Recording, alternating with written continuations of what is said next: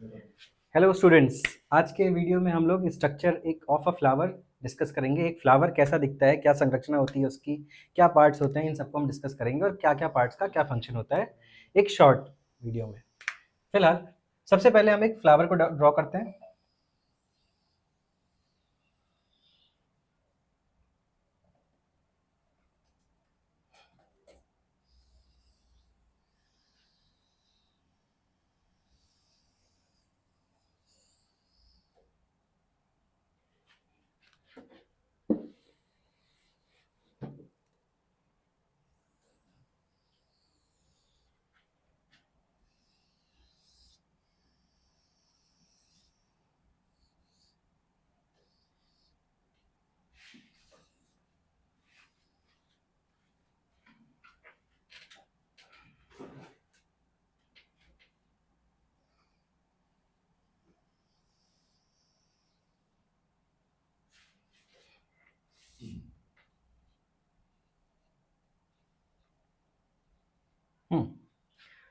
तो अगर एक फ्लावर को देखिए, मैंने यहाँ पे टिपिकल फ्लावर लिखा है क्योंकि फ्लावर्स बहुत शेप और साइजेस के होते हैं, अलग अलग स्ट्रक्चर्स होते हैं, लेकिन हम एक टिपिकल या कॉमन स्ट्रक्चर की बात करेंगे।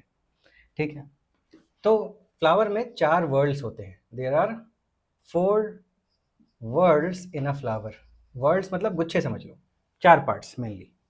एक होता है कैलिक्स, एक होता है कोरोला, एक होता है एंड्रोशियम और लास्ट होता है gynoecium. Calyx is a collection of sepals. Collection of sepals. Corolla is a collection of petals. पंखुड़ियों का कलेक्शन होता है। सेपल्स क्या होते हैं? ये ग्रीन पोर्शंस जो फ्लावर को बड स्टेज में प्रोटेक्ट करते हैं। Androecium is the male sex organ जिसको हम लोग स्टेमन बोलते हैं। स्टेमन, collection of stamens.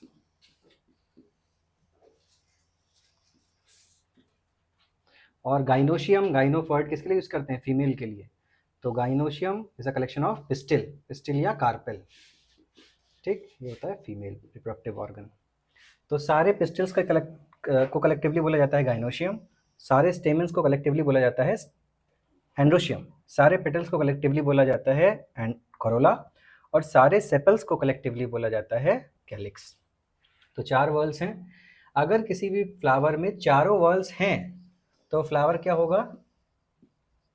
Complete flower, जिसमें सारे वर्ल्स हैं। अगर किसी फ्लावर में एक या एक से ज़्यादा मिसिंग है तो वो इनकम्प्लीट फ्लावर होगा। अब हम सबका स्ट्रक्चर लेबलिंग के साथ पढ़ते हैं। ये पंखुड़ियाँ हैं, इनको बोलते हैं petals.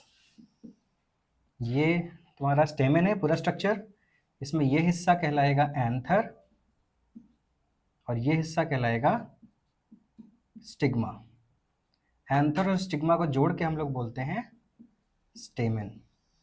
स्टेमन is the male sex organ.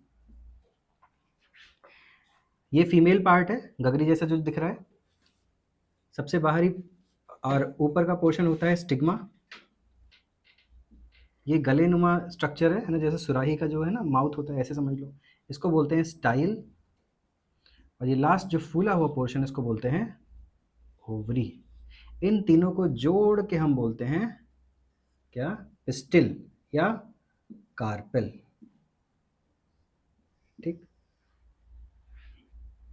इसके अंदर ओवरी के अंदर होते हैं बहुत सारे, कहीं कहीं पे एक भी हो सकते हैं, कहीं कहीं पे बहुत सारे भी हो सकते हैं ओव्यूल्स।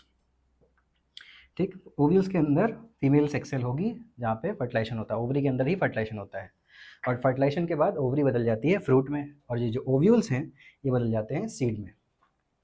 हम लोग आते हैं नीचे, इस पोर्शन को बोलते हैं सेपल्स। जो नीचे वाले पोर्शंस होते हैं इनको बोलते हैं सेपल्स। सेपल्स ग्रीन कलर्ड होते हैं, ठीक है, फोटोसिंथेटिक होते हैं because they are green, photosynthetic. ये प्लांट को या फ्लावर को मेनली बड स्टेज में प्रोटेक्ट करते हैं। जब वो कली अवस्था में होता है कोई भी फूल, तो उसको बंद करके से, अगर गुलाब की पंखुड़ी है ना, गुलाब अगर कली अवस्था में है तो उनके पेटल्स को कौन प्रोटेक्ट करता है?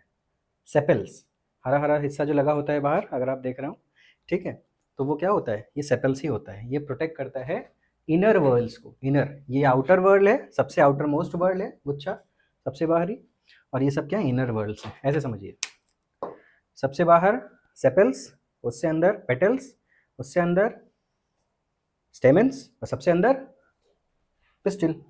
इसके हिसाब से देखें, ठीक। अच्छा, ये सारे स्ट्रक्चर्स जिस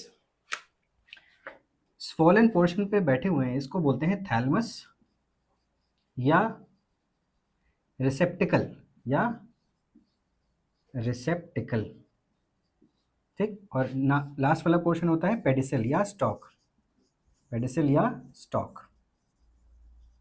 जैसे आप किसी को गुलाब देते हैं, सबसे नीचे से पकड़ते हैं ना, वो डंठल जो गुलाब की होती है, दैट इज पेडिसल या स्टॉक। और जो फूला हुआ पोर्शन है जिसपे चारों वर्ल्स जुड़े हैं, इसको बोलते हैं थैलमस। हिंदी में इसको बोला जाता है पुष्प आसन। पुष्पासन मतलब जैसे समझ लीजिए आसन, आसन पे कौन बैठा होता है, तो यही चार वर्ल्स बैठे होंगे, ठीक है। तो ये रहा एक छोटा सा डिस्क्रिप्शन फ्लावर का। अब इसमें हम लोग फंक्शन देख लेते हैं। सबसे बाहर हम लोग पढ़ा सेपल्स। सेपल्स का फंक्शन क्या है, sepals are green, these are green.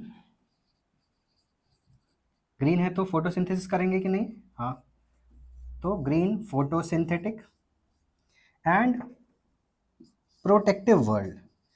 Protective whorl, protective क्यों, बिकॉज ये अंदर के वर्ल्ड्स को, इनर वर्ल्ड्स को प्रोटेक्ट कर रहे हैं। अच्छा, अब आते हैं पेटल्स पे। पेटल्स के कुछ काम, सबसे पहला कलर्ड होंगे। अच्छा, कलर्ड में भी ऐसे वैसे कलर्ड नहीं, ब्राइटली कलर्ड, चटकीले कलर के। ताकि किस लिए ब्राइटली कलर्ड है और बड़े हैं बहुत, इससे बहुत बड़े हैं, क्यों, देखो ब्राइटली कलर्ड इस वजह से हैं ताकि इंसेक्ट को दूर से दिख जाए। जैसे एक हेलीकॉप्टर जब लैंड करना होता है तो एच, बड़ा सा एच उसको हेलीपैड पे दिख जाता है, तो वैसे ही मान लेते हैं एक मधुमक्खी उड़ रही है, सो चटकीले कलर के फ्लावर्स के पंख दिखे, पंखुड़ियाँ दिखी, और ये उड़ते उड़ते उड़ते उड़ते लैंड करेगी। और अगर इस पर लैंड करेगी तो भाई उसको रहने के, बैठने के लिए एक जगह चाहिए ना, इसीलिए पेटल्स क्या होते हैं, बड़े भी होते हैं। They provide landing platform for insects या पॉलिनेटर। तो these are brightly coloured to attract क्या, इंसेक्ट, कीड़ों को अट्रैक्ट करने के लिए। दूसरा, दे प्रोवाइड, क्या प्रोवाइड करेंगे, लैंडिंग प्लेटफॉर्म। भाई इंसेक्ट आएगा तो कहाँ बैठेगा, तो भाई इसी पे तो बैठेगा, तो ये है ना, बड़े होंगे और ब्राइटली कलर्ड होंगे। अच्छा, उसके बाद हम लोग आते हैं मेल सेक्स ऑर्गन जिसको बोलते हैं स्टेमन। स्टेमन में दो पोर्शन, एंथर और स्टिग्मा। स्टिग्मा न्यूट्रिशन देगा, इसमें कंडक्टिव टिश्यूज होते हैं, जाइलम और फ्लोएम, ठीक। और मेन जहाँ पे पॉलन ग्रेन बन रहे हैं, जो मेल सेक्स सेल का नाम है उसका क्या है, पॉलन ग्रेन। पॉलन ग्रेन कहाँ बनता है, एंथर में बनता है, ठीक है। जैसे मेल्स में टेस्टिस होते हैं और टेस्टिस में स्पर्म बनते हैं, वैसे ही फ्लावर में जो एंथर है वहाँ पे पॉलन ग्रेन बन रहे हैं, ठीक है। और वो मेल सेक्स सेल होते हैं, पॉलन ग्रेन्स कहाँ बनते हैं, एंथर के अंदर। इन दोनों को जोड़ के बोलते हैं स्टेमन। फिर आते हैं फीमेल वाले पे। फीमेल में तीन पोर्शन, स्टिग्मा, स्टाइल, ओवरी, तीनों को जोड़ के क्या बोलते हैं, पिस्टिल, ठीक, फीमेल सेक्स सेल। अच्छा, ओवरी के अंदर जो स्वॉलन पोर्शन है, फूला हुआ, उसके अंदर ओव्यूल्स होंगे, ठीक है। ओव्यूल्स में कौन जाएगा, पॉलन ग्रेन्स के न्यूक्लियस, ओव्यूल्स के अंदर जो एम्ब्रियो सैक है उसके न्यूक्लियस से फर्टिलाइज करेंगे और वहाँ पे जाइगोट बनेगा, ठीक है। जाइगोट से फिर एम्ब्रियो बनेगा, एम्ब्रियो से फिर सीड बनेगा। ओवरी फर्टिलाइजेशन के बाद किस में कन्वर्ट हो जाएगी, फ्रूट में, ठीक है।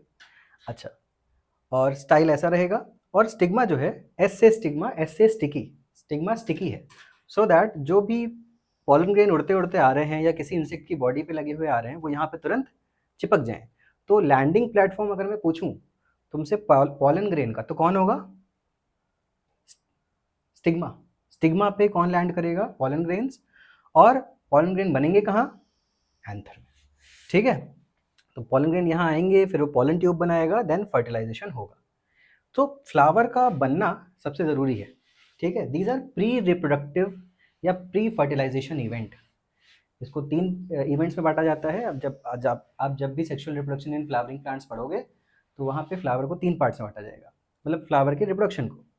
एक होगा प्री रिप्रोडक्टिव या प्री फर्टिलाइजेशन इवेंट, एक होगा फर्टिलाइजेशन इवेंट, और एक होगा पोस्ट फर्टिलाइजेशन, यानी फर्टिलाइजेशन के बाद क्या होगा। यानी बाद में मतलब ओवरी फ्रूट बदल जाएगी, ओव्यूल सीड बदल जाएंगे, ये सब हट जाएंगे, यही सब चीज़ें रहेंगी। ठीक है, तो अगर मैं पूछूं कि चारों वर्ल्स कहाँ जुड़े होते हैं, थैलमस या रिसेप्टिकल, हिंदी में क्या कहते हैं इसको, पुष्पासन, आसन समझ गए आप। ठीक है, जहाँ पे चारों वर्ल्स जुड़े हुए हों। तो आई होप आपको ये वीडियो समझ में आई होगी। It was just an introduction, थोड़ा सा इंट्रोडक्शन था फ्लावर के बारे में, इन डेप्थ हम आगे की क्लासेस में कैरी ऑन करेंगे। Till then